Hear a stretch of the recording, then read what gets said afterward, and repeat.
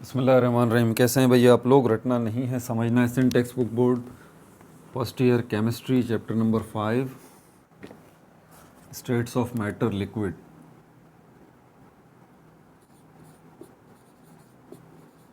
States of matter liquid, इसका part 21 करने जा रहे हैं हम। Liquid crystal.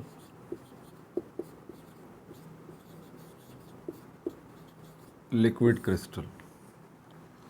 कॉपी पेंसिल ले लीजिए, लेक्चर को नोट करना है और मुस्कुराते रहना है। ये आपके चैप्टर नंबर 5 का आखिरी लेक्चर है। उसके बाद इस चैप्टर की एक्सरसाइज शुरू हो जाएगी। ठीक है भाई, ये आपके पेज नंबर 116 पर मौजूद है, आप देख सकते हैं। पेज नंबर 116 से 17 तक ये जा रहा है। फिर समरी है, फिर एक्सरसाइज शुरू हो जाएगी, MCQs, short questions, descriptive questions, और ये चैप्टर तमाम हो जाएगा। फिर इंशाल्लाह चैप्टर नंबर 6 की तरफ चलेंगे, स्टेट्स ऑफ मैटर सॉलिड की तरफ। पिछली वीडियोस अगर नहीं देखी हैं तो डिस्क्रिप्शन में लिंक्स मैंने दिए हुए हैं, वो आप देख लीजिए। और अगर पिछले चैप्टर्स की वीडियोस देखनी है तो फिर आप पेज पे चले जाइए। पेज कहाँ है? ये जो स्क्रीन नज़र आ रही है, इसके नीचे लोगो बना हुआ है, रटना नहीं समझना है, उस पर क्लिक करें, पेज एक खुल जाएगा। वहाँ पर प्ले लिस्ट का ऑप्शन होगा, प्ले लिस्ट, उस पर क्लिक करें, प्ले लिस्ट आ जाएंगी आपके सामने। अगर सारी ना आएँ, ये आपको डाउनवर्ड एरो या राइटवर्ड एरो नज़र आ रहा हो तो इस पर क्लिक करते जाएं, जहाँ जहाँ ये नज़र आ रहा है आपको उस पेज पे प्ले लिस्ट के अंदर, तो आपको प्ले लिस्ट नज़र आ जाएंगी। 18 से 20 प्ले लिस्ट तकरीबन वहाँ पे मौजूद हैं। 11th केमिस्ट्री की प्ले लिस्ट है, उसमें सारी चैप्टर नंबर 1 से लेके अब तक की वीडियोस मौजूद हैं। इसके अलावा मैट्रिक पाकिस्तान स्टडी की प्ले लिस्ट मौजूद है, मैट्रिक बायोलॉजी की प्ले लिस्ट मौजूद है सिंटेक्स बुक बोर्ड की, और जो है ओल्ड बुक्स जो हैं सिंटेक्स बुक बोर्ड की, उनकी प्लेलिस्ट मौजूद है। Old chemistry, old physics, old mathematics, दो प्लेलिस्ट भी बनी हुई हैं। जैसे कि मैथमेटिक्स की 2 प्लेलिस्ट आपको नज़र आएंगी, केमिस्ट्री ओल्ड की 2 प्लेलिस्ट आपको नज़र आएंगी। बेसिक्स आपको स्ट्रॉन्ग करनी है, इंग्लिश लैंग्वेज बेसिक्स की प्लेलिस्ट मौजूद है, वो देखिए। बेसिक्स अच्छी है इंग्लिश लैंग्वेज की तो एडवांस 1 की प्लेलिस्ट मौजूद है, जिसमें tenses, active voice, passive voice सिखाए गए हैं, वो देखिए आप। केमिस्ट्री की बेसिक्स वीक हैं आपकी तो बेसिक्स ऑफ केमिस्ट्री की प्लेलिस्ट मौजूद है। और मैथमेटिक्स की अगर आपकी बेसिक्स जो हैं वीक हैं तो बेसिक्स ऑफ मैथमेटिक्स की भी प्लेलिस्ट मौजूद है। टू द पॉइंट आपको कॉन्सेप्ट लेना है 1 मिनट के अंदर। व्हाट सीरीज़ मैंने बनाई है, शॉर्ट्स के नाम से प्लेलिस्ट मौजूद है, वो देखिए, आपको 1 मिनट में पता लग जाएगा। एटम क्या है, आयन क्या है, मॉलिक्यूल क्या है, फार्मूला यूनिट क्या है, इस क्या का जवाब आपको सब उसमें मिल जाएगा। बहरहाल आगे चलते हैं। लिक्विड क्रिस्टल, इसके नाम पर पहले गौर कर लें, ये है क्या। क्रिस्टल वर्ड में आपको बता दूं, क्रिस्टल वर्ड का ताल्लुक ही सॉलिड से होता है, सॉलिड से होता है। आगे वाला जो चैप्टर है ना आने वाला हमारा, स्टेट्स ऑफ मैटर, इसमें सॉलिड्स में हम देखेंगे। तो सॉलिड्स जितनी भी चीज़ें हैं हमारी दुनिया में, उनको बुनियादी तौर पर हमने 2 ग्रुप्स में डिवाइड किया हुआ है। एक एमॉर्फस सॉलिड्स कहलाते हैं, दूसरे क्रिस्टलाइन सॉलिड्स कहलाते हैं। तो बहरहाल उसकी डिटेल में तो अभी नहीं जाऊंगा, लेकिन क्रिस्टल वर्ड जब भी आए समझ जाइए सॉलिड की बात की जा रही है। और इससे पहले लिखा हुआ है लिक्विड, इसके नाम पर ही गौर करें, आपको काफ़ी कुछ अंदाज़ा हो जाएगा। यानी कि एक ऐसा लिक्विड जिसके अंदर जो सॉलिड भी है, एग्जैक्टली यही बात है। ठीक है, हमारी दुनिया में अल्लाह ताला ने जो चीज़ें बनाई हैं, कुछ चीज़ें ऐसी भी हैं जो बैक वक्त सॉलिड भी हैं एट द सेम टाइम, और लिक्विड भी हैं। ठीक है, और लिक्विड क्रिस्टल भी एक ऐसी चीज़ है जो कि बैक वक्त सॉलिड भी है और लिक्विड भी है। ठीक है, इसके पॉइंट्स की तरफ चलेंगे क्योंकि इसमें थ्योरेटिकल चीज़ें हैं, ज़्यादातर टेक्निकल चीज़ें कुछ भी नहीं हैं। तो जो इन्फॉर्मेशन मुझे इससे मिली उसके मैंने नोट्स बना लिए हैं, ये आप नोट कर लीजिए। व्हाट, सबसे पहले लिक्विड क्रिस्टल जो है ये है क्या। आपसे कोई पूछता है भाई ये क्या है, एक वर्ड में इसका जवाब दे दीजिए, तो आप इसको कहेंगे स्टेट है। स्टेट का मतलब है हालत। किस चीज़ की हालत? स्टेट ऑफ मैटर, मैटर की एक हालत का नाम है। तो वो बोलेगा भाई मैटर, स्टेट की मैटर या मैटर की हालत जो है वो तो हमें पता है, 5 होती हैं, solid, liquid, gas, plasma, Bose Einstein condensate, ये कौन सी हालत है? तो आप इनको बताएं कि लिक्विड और सॉलिड का मिक्सचर है ये हालत, लिक्विड और सॉलिड का मिक्सचर है ये हालत, ठीक है। State of matter between solid and liquid, solid and liquid, ठीक है भाई। दुनिया को सबसे पहले किस बंदे ने ये बात बताई कि ऐसी स्टेट भी है जो कि at the same time solid भी है लिक्विड भी है? डिस्कवर्ड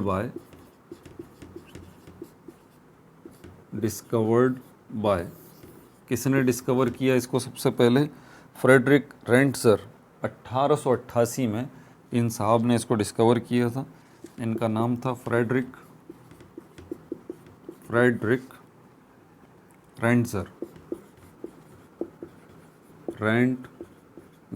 कब?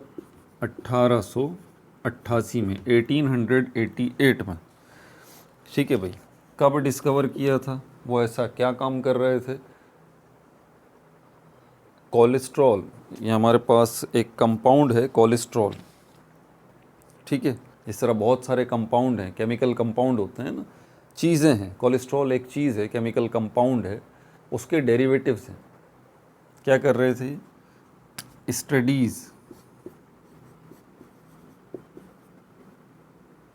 स्टडी कर रहे थे, तहकीक कर रहे थे, रिसर्च कर रहे थे। किस चीज़ के ऊपर रिसर्च कर रहे थे?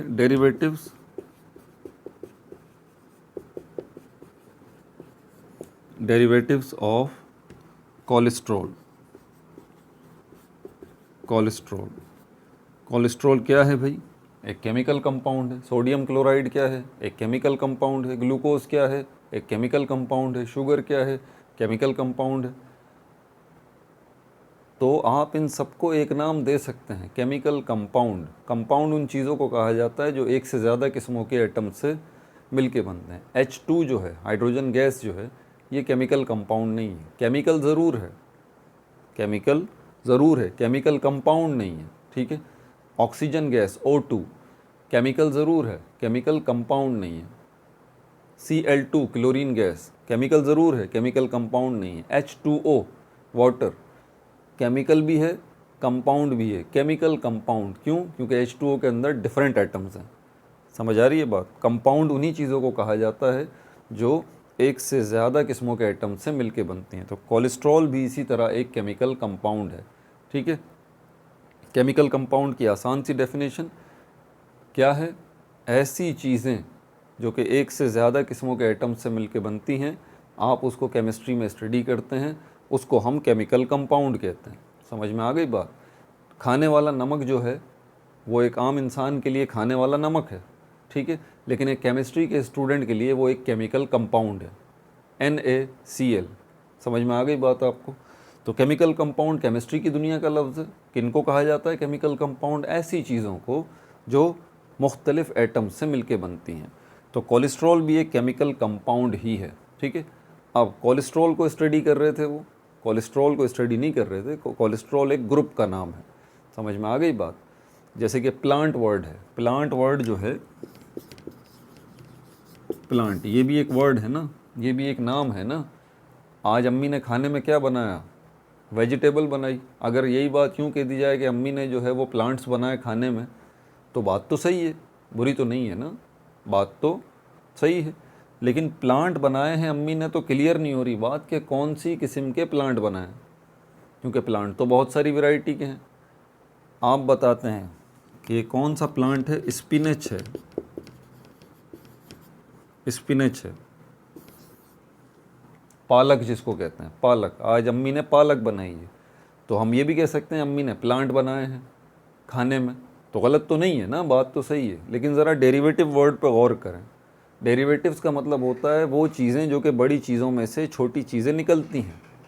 ध्यान से ज़रा इस वर्ड को समझ लीजिएगा। डेरिवेटिव जब भी ये वर्ड आए, मैथ्स में आए, केमिस्ट्री में आए, फिज़िक्स में आए, कहीं भी ये डेरिवेटिव वर्ड आए, इसका मतलब होता है डिराइव करना, बड़ी चीज़ में से छोटी चीज़ को निकालना। डिराइव का मतलब होता है निकालना, डिराइव करना, ड्राइव नहीं। ड्राइव का मतलब तो गाड़ी चलाना होता है। डिराइव, बड़ी चीज़ में से छोटी चीज़ को निकालना, मिसाल के तौर पर दूध से आप मक्खन निकालते हैं, क्रीम निकालते हैं, घी निकालते हैं। 3 चीज़ें मैंने आपको बता दी। तो ये मक्खन, घी, क्रीम, ये 3 चीज़ें क्या हैं? Derivatives of milk. मिल्क से आप डिराइव कर रहे हैं इनको, समझ में आ गई बात। बिल्कुल इसी तरह कोलेस्ट्रॉल जो है, इससे मज़ीद वैरायटी कोलेस्ट्रॉल की हासिल की जा सकती है। तो जितनी भी वैरायटियाँ आप इस कोलेस्ट्रॉल से हासिल कर रहे हैं, जितनी भी किस्में, जितनी भी चीज़ें आप इस कोलेस्ट्रॉल से हासिल कर रहे हैं, जैसे आपने दूध से हासिल किया, क्रीम को, मक्खन को, बटर को, इसको, बिल्कुल इसी तरह कोलेस्ट्रॉल से जितनी चीज़ें आप निकाल रहे हैं उनको कहा जाएगा डेरिवेटिव्स ऑफ कोलेस्ट्रॉल। इसी तरह डेरिवेटिव्स ऑफ हाइड्रोकार्बन आ जाता है, डेरिवेटिव्स ऑफ प्रोटीन आ जाता है। तो समझ जाइए कि उनसे निकलने वाली चीज़ें। तो यहाँ पर वो क्या कर रहे थे? वो स्टडी कर रहे थे डेरिवेटिव्स ऑफ कोलेस्ट्रॉल को। तो इसका मतलब कोलेस्ट्रॉल जो है केमिकल कंपाउंड, इससे बहुत सारी वैरायटी के कोलेस्ट्रॉल मिल रहे हैं। तो कौन सी स्पेसिफिक वैरायटी थी कोलेस्ट्रॉल की जिसको वो स्टडी कर रहे थे? यही वो सवाल हैं जो कि आपके एग्ज़ाम में आ जाते हैं, एंट्री टेस्ट में आ जाते हैं, पूछ लिए जाते हैं आपसे। कौन सी वैरायटी है? वैरायटी ऑफ कोलेस्ट्रॉल, क्या नाम था उसका? कौन सी वैरायटी थी कोलेस्ट्रॉल की जिसको स्टडी किया जा रहा था? उसका नाम था कोलेस्टेराइल बेंजोट।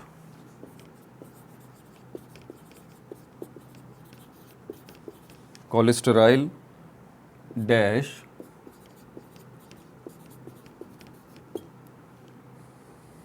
बेंजोट। ठीक है भाई, ये वो डेरिवेटिव था कोलेस्ट्रॉल का जिसको वो स्टडी कर रहे थे। ठीक है भाई। ऑब्जर्व्ड, क्या इन्होंने ऑब्जर्व किया जब इसको, इसी केमिकल कंपाउंड कोलेस्टेराइल बेंजोड को जब वो स्टडी कर रहे थे तो उनको क्या चीज़ पता लगी? क्या ऑब्जर्व किया, क्या नोटिस किया उन्होंने? It did not melt the same way as other compounds, क्योंकि ये जो है ये सॉलिड है। पहली बात, ये कोलेस्ट्रॉल बेंजोड जो है ये सॉलिड है।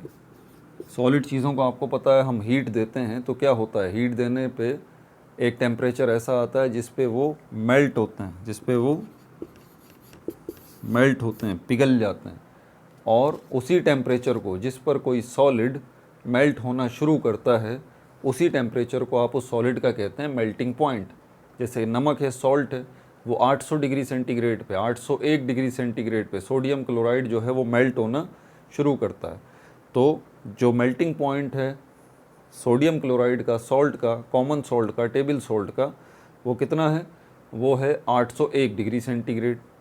तो ये उसका मेल्टिंग पॉइंट है। तो ये भी सॉलिड है, कोलेस्टेराइल बेंजोट, ये सॉलिड है। इसको जब उसने हीट किया और टेम्परेचर नोट किया कि ये मेल्ट हो जाए, तो ये मेल्ट तो हुआ, और जिस टेम्परेचर पे ये मेल्ट हुआ वही इसका मेल्टिंग पॉइंट होगा। क्या होगा? वही इसका मेल्टिंग पॉइंट होगा। इसने ऑब्जर्व किया क्या? It did not melt the same way, it did not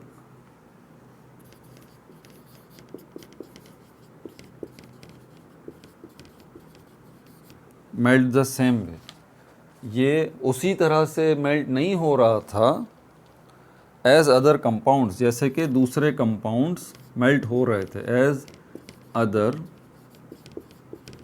compounds, क्या अजीब बात थी भाई, ये कैसे मेल्ट हो रहा था, दूसरे कैसे मेल्ट हो रहे थे? बता देता हूँ। उसकी वजह ये थी कि इसके थे 2 melting point, it has 2 melting point. ये थी हैरत अंगेज़ बात। एक सॉलिड का एक ही मेल्टिंग पॉइंट होगा, एक सॉलिड का एक ही टेम्परेचर ऐसा होगा जिस पे वो मेल्ट होना शुरू हो जाएगा। लेकिन इस कंपाउंड के साथ ये बात नहीं थी। इसके साथ ये प्रॉब्लम थी कि इसके 2 मेल्टिंग पॉइंट थे, यानी कि एक दफ़ा ये मेल्ट हो रहा था, फिर ये दोबारा मेल्ट हो रहा था। अब ये सोचने वाली बात है कि यार एक दफ़ा जब मेल्ट हो गया तो इसका मतलब ये हुआ कि वो सॉलिड से लिक्विड बन गया। देखें, सोचने की बात है ना। 2 मेल्टिंग पॉइंट एक ही चीज़ के कैसे हो सकते हैं? एक ही होगा भाई, एक ही टेम्परेचर है जिस पे वो मेल्ट हो गया, मेल्ट होके लिक्विड हो गया, ख़त्म हो गई कहानी।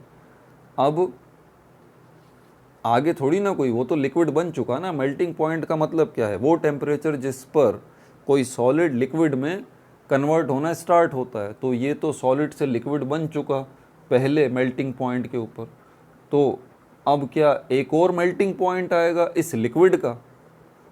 तो अगर एक और मेल्टिंग पॉइंट आएगा इस लिक्विड का तो फिर इसको लिक्विड क्यों कह रहे हैं? इसको तो हमें सॉलिड ही कहना चाहिए।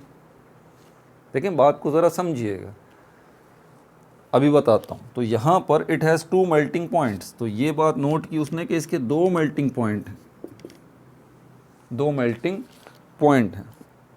एक मेल्टिंग पॉइंट जो है, एक टेम्परेचर जो है वो है 145.5 डिग्री सेंटीग्रेड, 145.5 डिग्री सेंटीग्रेड एक मेल्टिंग पॉइंट ये है।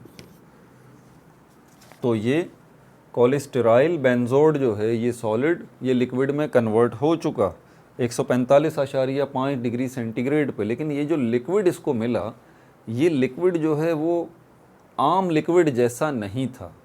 ये है हैरत अंगेज़ बात। ये लिक्विड तो मिल गया इसको 145.5 डिग्री सेंटीग्रेड पर, लेकिन ये लिक्विड आम लिक्विड जैसा नहीं था। इस लिक्विड के अंदर सॉलिड की कुछ खुसूसियात मौजूद थीं, सॉलिड की कुछ खुसूसियात मौजूद थी। लिक्विड तो था लेकिन इसमें सॉलिड की भी कुछ खुसूसियात मौजूद थी। आपको पता है कुछ चीज़ें ऐसी होती हैं जो कि कॉम्बिनेशन होती हैं दोनों चीज़ों का, जिसको हम हाइब्रिड कहते हैं, ठीक है, जिसमें दोनों किस्म की दोनों जिन्स जो हैं वो मौजूद होती हैं। इंसानों के अंदर भी ऐसा होता है, आपको पता है, जिनको हम यूनक कहते हैं, ठीक है। तो उनके अंदर भी दोनों किस्म की खुसूसियात होती हैं, मर्द और औरत की।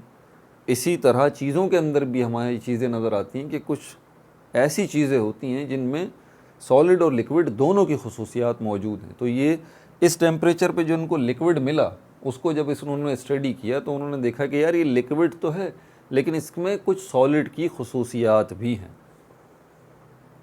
तो ऐसा लिक्विड जिसके अंदर सॉलिड की खुसूसियात मौजूद हों उसको हम कहते हैं लिक्विड क्रिस्टल। सारे सॉलिड ऐसा नहीं करते, वो एक दफ़ा लिक्विड में कन्वर्ट हो गए, दैट्स इट, ख़त्म हो गई कहानी, ठीक है।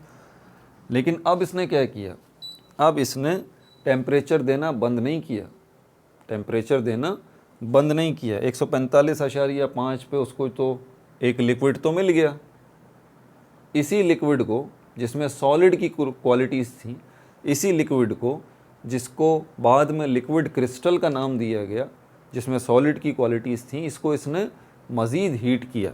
मज़ीद हीट किया तो टेम्परेचर बढ़ा, 146.5 पे गया, 147 भी हुआ, 150 भी हुआ, 160 भी हुआ और 170 भी हुआ और 178 भी हुआ। 178.5 पे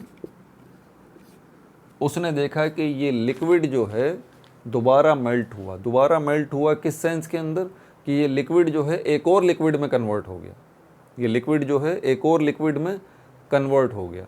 अब फाइनली इस टेम्परेचर पे जो लिक्विड मिला वो प्योर लिक्विड था, उसके अंदर सॉलिड की कोई खुसूसियत नहीं थी।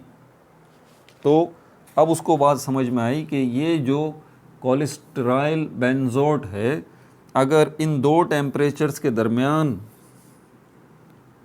इनको रखा जाए तो ये क्या होगा, ये एक ऐसा लिक्विड बनेगा जिसके अंदर सॉलिड की खुसूसियत भी हैं और इस लिक्विड को बाद में क्या नाम दिया गया, लिक्विड क्रिस्टल का नाम दिया गया। ठीक है भाई, आगे देखें और इसमें क्या बात की गई है।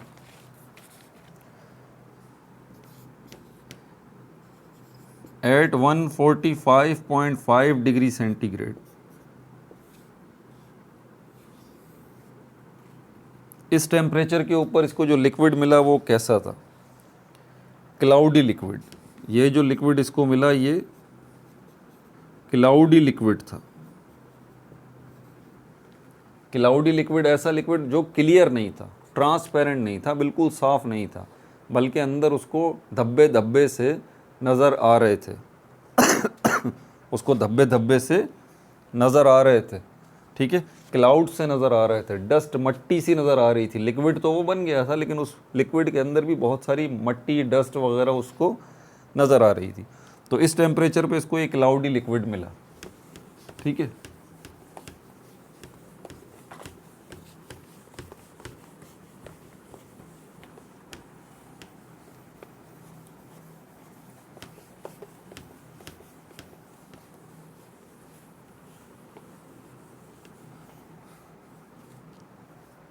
अच्छा, एट 178.5 डिग्री सेंटीग्रेड इस टेम्परेचर पे क्या मिला इसको? क्लियर लिक्विड मिला, साफ बिल्कुल लिक्विड मिला, बिल्कुल साफ जैसे पानी होता है, क्लियर लिक्विड मिला इसको। ये जो प्रोसेस था ये रिवर्सिबल भी था,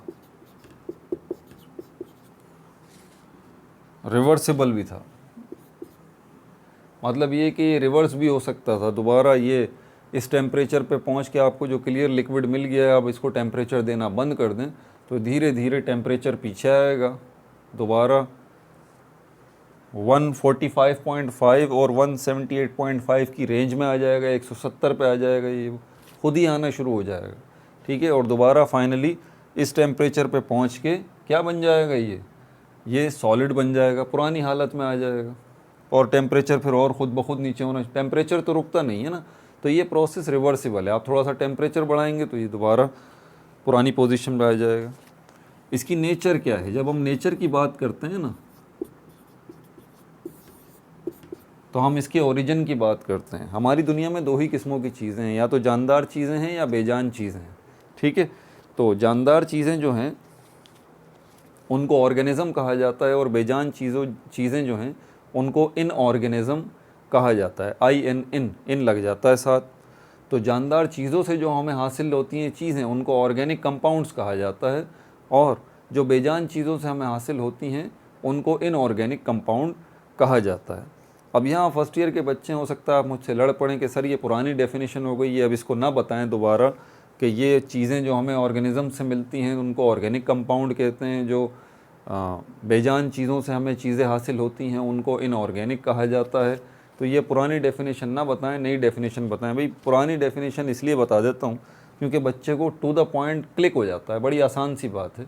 जो चीज़ें जानदारों से हासिल होती हैं वो ऑर्गेनिक कंपाउंड्स हैं, जो चीज़ें बेजान चीज़ों से हासिल होती हैं उनको इनऑर्गेनिक कंपाउंड्स कहा जाता है। जब नेचर की बात आती है तो ये बहरहाल ऑर्गेनिक कंपाउंड्स की डेफिनेशन तो अब तब्दील हो चुकी है। ऐसे कंपाउंड्स जिनमें कार्बन मौजूद है उनको ऑर्गेनिक कंपाउंड्स कहा जाता है। लेकिन ये हकीकत है कि सारे ऑर्गेनिक कंपाउंड्स के अंदर आपको कार्बन लाजमी ही नज़र आएगा। तो घूम फिर के तो खैर बात वही हो जाती है, ठीक है।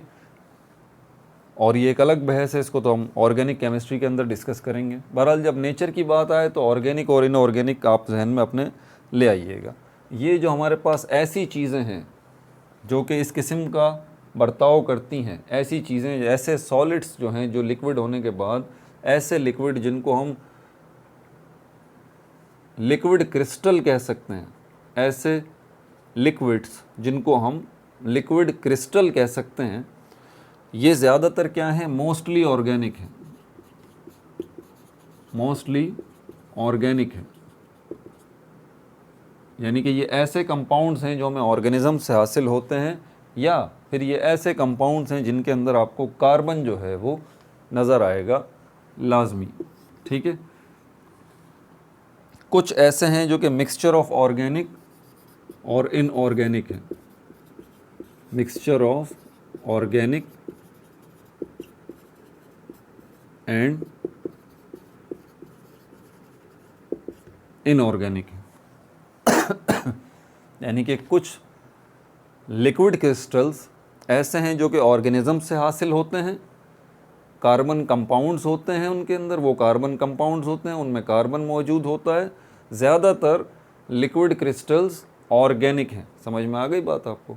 लेकिन ऐसे भी मौजूद हैं लिक्विड क्रिस्टल्स जो कि मिक्सचर हैं इन दोनों का, ऑर्गेनिक कंपाउंड्स का और इनऑर्गेनिक कंपाउंड्स का। दूसरी बात ध्यान नशीन कर लीजिएगा,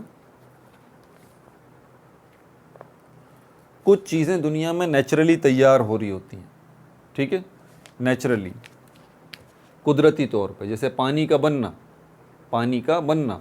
हमारे एटमॉस्फेयर में पानी खुद ब खुद भी बनता है ना, आसमान से जो पानी गिर रहा है वो नेचुरली बन रहा है। और पानी आप लैब में भी बना सकते हैं, हाइड्रोजन और ऑक्सीजन गैसेस को मिला के। तो आप लैब में जो पानी बना रहे हैं, आप जो बना रहे हैं वो सिंथेटिक है, मसनूई है, मैन मेड है, आपने बनाया है, ठीक है।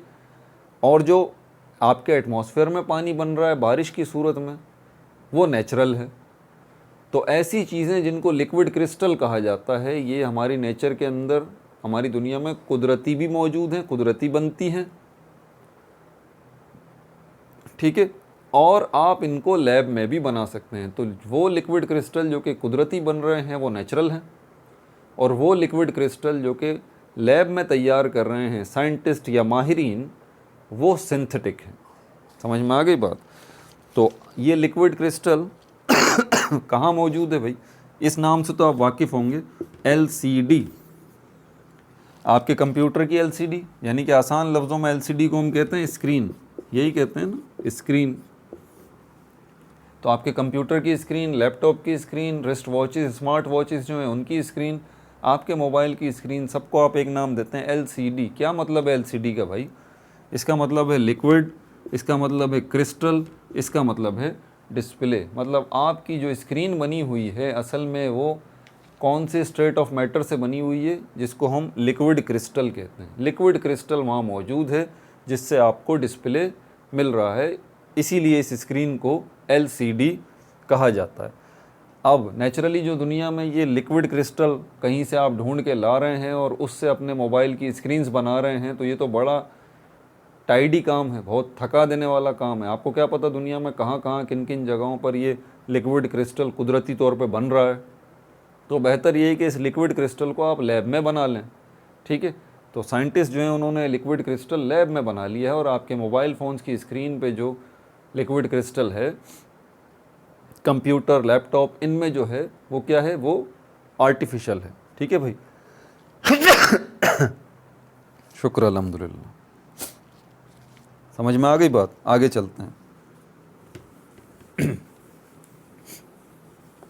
तो लिक्विड क्रिस्टल नेचुरली भी बनते हैं, लिक्विड क्रिस्टल आर्टिफिशियल भी बनते हैं, यानी कि सिंथेटिक भी बनते हैं लैब में। एग्जिस्ट एस, एग्जिस्ट का मतलब होता है अपना वजूद कायम रखना। एग्जिस्ट एस मतलब प्रेजेंट, मौजूद हैं। लिक्विड क्रिस्टल मौजूद है, लिक्विड क्रिस्टल एग्जिस्ट करता है। किस शक्ल में? नेचुरली भी एग्जिस्ट करता है, कुदरती तौर पे भी ये मौजूद है लिक्विड क्रिस्टल, और सिंथेटिक भी है। सिंथेटिक मतलब मसनूई, आर्टिफिशियल। अब ज़रा इसके डिफरेंसेस देख लेंगे। डिफरेंसेस क्या क्या हैं?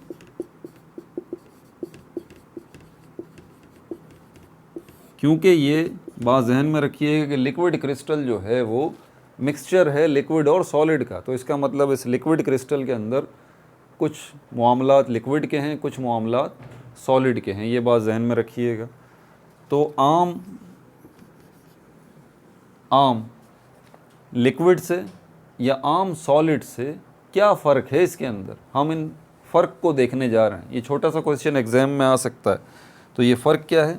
पहली बात, फ्लो लाइक लिक्विड, ये लिक्विड की तरह फ्लो करता है, फ्लो लाइक लिक्विड, ये लिक्विड की तरह फ्लो करता है। आप बोलेंगे सर ये डिफरेंस तो नहीं है, ये तो सिमिलैरिटी है। भाई आगे बात मुकम्मल होने दें। फ्लो लाइक लिक्विड, ये लिक्विड की तरह फ्लो करता है, but molecules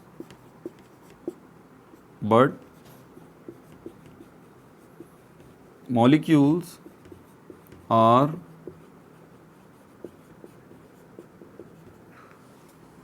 arranged like solids, arranged like solids। अब इसके अंदर प्रॉब्लम क्या है कि इसके अंदर मॉलिक्यूल्स जो हैं वो अरेंज तो हुए हैं। ये क्या है, ये लिक्विड की तरह फ्लो तो कर रहा है, लेकिन जब इसको अंदर से हम देखते हैं तो इसके मॉलिक्यूल्स की अरेंजमेंट जो है, जो तरतीब है, वो बिल्कुल उसी तरह है जिस तरह किसी सॉलिड के अंदर मॉलिक्यूल्स की अरेंजमेंट होती है। मामला आ गया ना, ठीक है। और क्या बात है, दूसरी बात यहाँ पर लिखता हूँ,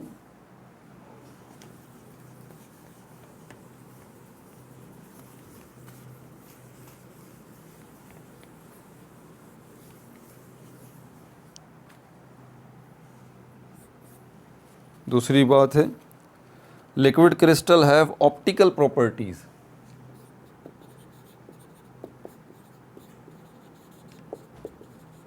liquid crystal have optical properties.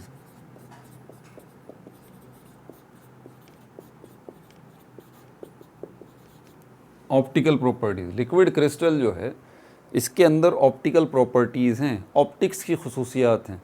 जब ये ऑप्टिकल वर्ड जब भी आए ना, इसका ये वर्ड ऑप्टिक्स से निकला है, और ऑप्टिक का मतलब आसान सा नज़र होता है। और जब हम नज़र की बात करते हैं तो हम लाइट की बात करते हैं, क्योंकि नज़र का ताल्लुक जो है वो लाइट से है।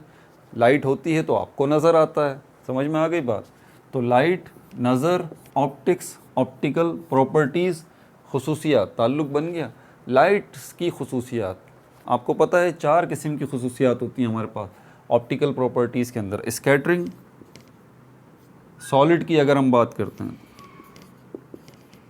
सॉलिड की अगर हम बात करते हैं तो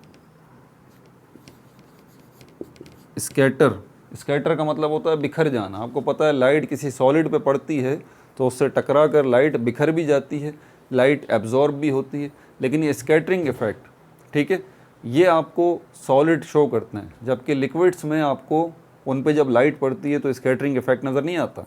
बल्कि लिक्विड्स में क्या होता है कि लाइट अंदर चली जाती है लिक्विड के। आप देखें पानी होगा तो लाइट आएगी, तो लाइट उसमें रिफ्रैक्ट हो जाएगी, लाइट पानी में इन होने के बाद अंदर चली जाएगी, उससे टकरा कर बिखरेगी नहीं, रिफ्लेक्ट नहीं होगी। समझ में आ गई बात? तो ये स्कैटर वाला जो सिस्टम है लाइट की स्कैटरिंग का, ये सॉलिड दिखाते हैं। लेकिन ये जो लिक्विड क्रिस्टल है ये आपको स्कैटर भी करेगा, लाइट को स्कैटर भी करेगा। यही तो प्रॉब्लम है। हालांकि लिक्विड की तरह फ्लो कर रहा है, लेकिन सॉलिड की तरह लाइट को स्कैटर भी कर रहा है, सॉलिड की तरह लाइट को रिफ्लेक्ट भी कर रहा है। रिफ्लेक्ट, लाइट टकरा कर वापस भी आ रही है। पहले वाले केस में लाइट टकरा कर बिखर रही है, दूसरे वाले केस के अंदर लाइट टकरा कर वापस आ रही है। ये दोनों चीज़ें सॉलिड से मुताल्लिक हैं, ठीक है। जबकि ये लिक्विड्स की तरह बह रहा है, लेकिन इसकी ऑप्टिकल प्रॉपर्टीज सॉलिड जैसी हैं, ठीक है भाई। अच्छा, इसके अंदर रिफ्रैक्शन, रिफ्रैक्शन, ये लिक्विड वाली प्रॉपर्टी इसके अंदर आ गई। रिफ्रैक्शन मतलब लाइट टकराने के बाद उस बॉडी के अंदर इन हो जाएगी और बैंड हो जाएगी, जैसे पानी के साथ होता है। तो ये जो प्रॉपर्टी है रिफ्रैक्शन वाली, ये रिफ्लेक्ट कर रही है कि भाई ये लिक्विड है, क्योंकि रिफ्रैक्शन का प्रोसेस जो लाइट का है वो लिक्विड के साथ होता है। अच्छा, स्कैटरिंग हो गया, रिफ्रैक्शन हो गया। एब्जॉर्प्शन, ये सॉलिड काम करते हैं। एब्जॉर्ब हो जाना, लाइट का टकरा कर किसी ऑब्जेक्ट से, लाइट किसी ऑब्जेक्ट से जब टकराएगी वो ऑब्जेक्ट उस लाइट को जज्ब कर लेगा, जज्ब कर लेगा, एब्जॉर्ब कर लेगा, जज्ब कर लेगा। तो ये हमें जो है लिक्विड क्रिस्टल की ऑप्टिकल प्रॉपर्टीज़ जो हैं इनकी बात हो रही है यहाँ पर। तो लिक्विड क्रिस्टल्स हैव, जो लिक्विड क्रिस्टल्स हैं इनके पास, लिक्विड क्रिस्टल जो है इसके पास क्या है, इसके पास ऑप्टिकल प्रॉपर्टीज़ हैं, लाइट से मुताल्लिक प्रॉपर्टीज़ हैं, जो कि दोनों किस्म की हैं। ऐसी जो कि सॉलिड से रिलेटेड है और ऐसी जो लिक्विड से रिलेटेड है। समझ में आ गई बात? Optical properties like solid, like solid, but exhibit anisotropy. But exhibit का मतलब होता है शो करना, दिखाना। क्या दिखा रहा है आपको ये? एन आइसोट्रॉपी, एन आइसो, ये एन आइसोट्रॉपी और आइसोट्रॉपी ये क्या है भाई? ये आगे हम सॉलिड का चैप्टर आ रहा है उसमें तफसील से बात कर लेंगे, नहीं तो फिर वीडियो बड़ी हो जाएगी इस एन आइसोट्रॉपी और आइसोट्रॉपी के ऊपर। तो ये लिक्विड क्रिस्टल आपको एन आइसोट्रॉपी भी शो करता है, ये आगे वाले चैप्टर में तफसील से बात करेंगे। अब चलते हैं इसके ज़रा यूजेस की तरफ। यूजेस ऑफ लिक्विड क्रिस्टल्स, इसके यूजेस कहाँ कहाँ पर हैं? यूजेस ऑफ लिक्विड क्रिस्टल्स, कहाँ इस्तेमाल हो रहा है इसका? LCD, ये तो मैं पहले ही बता चुका हूँ। LCD, liquid crystal display screens of devices, screens of devices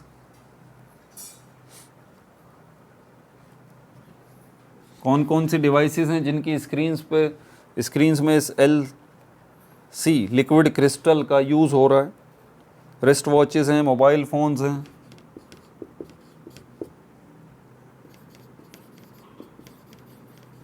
wrist watches, mobile phones, tablet PCs,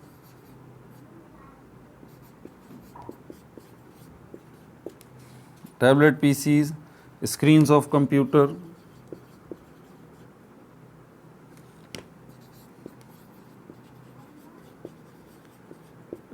of computer, televisions,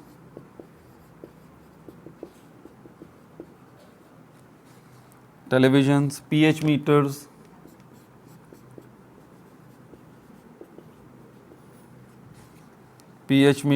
ATM machine display, ATM machine display,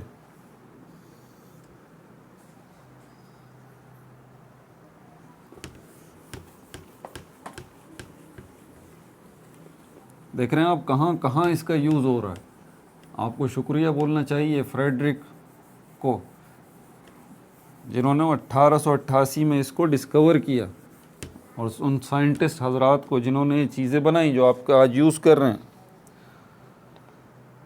temperature sensors में इसका यूज़ किया जाता है।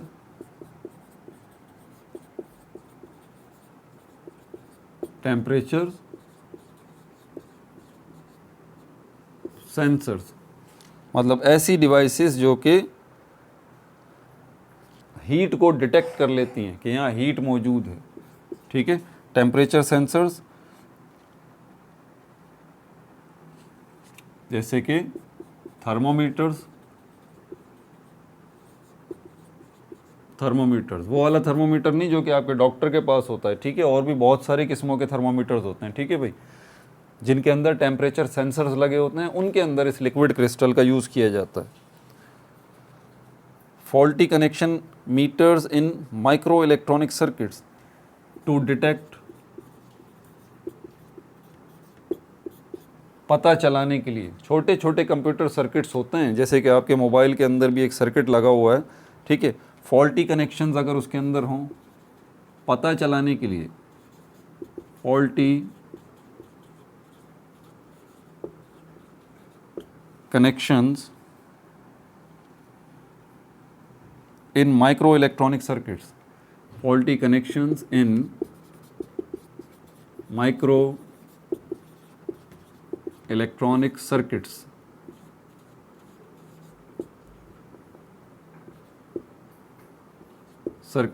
सर्किट्स क्या होते हैं, आसान लफ्ज़ों में बता दूं। आपके मोबाइल के अंदर, कंप्यूटर के अंदर ये ग्रीन कलर की चिप लगी हुई होती है, कभी देखने का इत्तेफाक हुआ हो, ग्रीन कलर की, बस ये समझ लीजिए उसको सर्किट कहते हैं। ठीक है, तो ये बड़े भी होते हैं, छोटे भी होते हैं, आपके कंप्यूटर के अंदर लगे हुए हैं।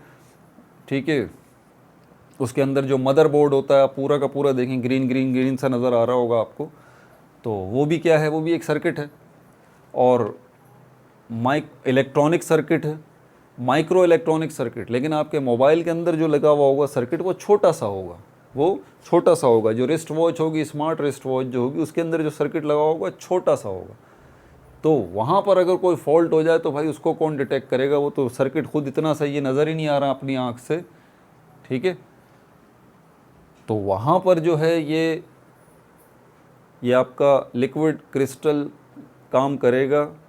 किस पॉइंट ऑफ व्यू से काम करेगा कि ऐसी डिवाइसेस हैं जिनको हम टेम्परेचर सेंसर्स कहते हैं, वो बनाई गई हैं, और उनकी मदद से फॉल्टी कनेक्शंस जो हैं वो डिटेक्ट कर लेंगे, उनका पता चला लेंगे आपका कहाँ कहाँ फॉल्टी कनेक्शंस मौजूद हैं आपकी माइक्रो इलेक्ट्रॉनिक सर्किट्स के अंदर या चिप्स के अंदर। ठीक है भाई, अच्छा, इसके अलावा किस चीज़ का पता चला लेंगे आपसे, आप इसकी मदद से आप डिटेक्ट कर लेंगे, आप पता चला लेंगे, आप डिटेक्ट कर लेंगे। किस चीज़ का पता चला लेंगे? Blockage of veins, arteries and tumours. आपकी बॉडी के अंदर कौन सी वेन जो है वो ब्लॉक हो गई है, कौन सी आर्टरी जो है वो ब्लॉक हो गई है, या आपकी बॉडी में कहाँ पर ट्यूमर मौजूद है, आप उसको डिटेक्ट करना चाहते हैं तो ऐसी डिवाइसेस हैं जिनके अंदर लिक्विड क्रिस्टल का यूज़ किया गया है। ब्लॉकेज ऑफ वेंस, देख रहे हैं कहाँ कहाँ यूज़ हो रहा है, ब्लॉकेज ऑफ वेंस। मेडिकल में भी इसका यूज़ हो रहा है, इलेक्ट्रॉनिक्स में तो आपने यूज़ देखा, मेडिकल में भी इसका यूज़ देख लें। Blockage of veins, arteries, veins, arteries, tumours, veins, arteries, tumours. Chromatography, आपके पास 4 किस्म की इंक होती हैं ना स्कूल में, बॉल पे आपके पास इंक पेन अगर हैं तो इंक पेन आप यूज़ करते हैं, उसमें रेड इंक पेन भी है, रेड इंक भी है, ब्लू इंक भी है, ग्रीन इंक भी है, ठीक है, ब्लैक इंक भी है। इन चारों इंक्स को अगर मैं मिक्स कर दूं और मैं बोलूं भाई इन इंक्स को दोबारा अलग अलग करें आप, तो आप यकीनन मेरी शक्ल ही देखेंगे, बोलेंगे sir how is it possible, कहाँ से अलग अलग करें, आपने चारों इंक्स मिक्स कर दी। क्रोमेटोग्राफी, क्रोमेटोग्राफी ये वो टेक्निक है,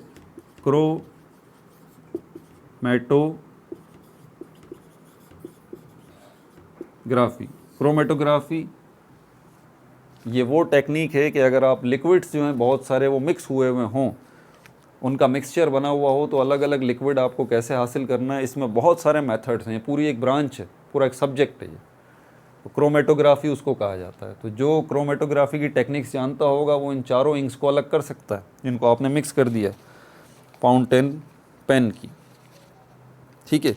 तो क्रोमेटोग्राफिक टेक्निक्स जो हैं उनके अंदर, क्रोमेटोग्राफी टेक्निक्स के अंदर भी हम इसको यूज़ करते हैं। इसके अलावा हाइड्रोलिक मशीन्स जो हैं उनके अंदर भी यूज़ किया जाता है इसका, हाइड्रोलिक मशीन्स में भी यूज़ किया जाता है। बड़ी बड़ी हाइड्रोलिक मशीन्स जो होती हैं, ठीक है, आपकी क्रेन हो गई, क्रेन और इसी तरह की जो बड़े बड़े क्रेन, समझ लीजिए क्रेन जो है बड़े बड़े वज़न उठाती है, ठीक है, तो वो एक बड़ी हाइड्रोलिक मशीन है। इसके अलावा और भी बहुत सारी हाइड्रोलिक मशीन्स होती हैं, ठीक है।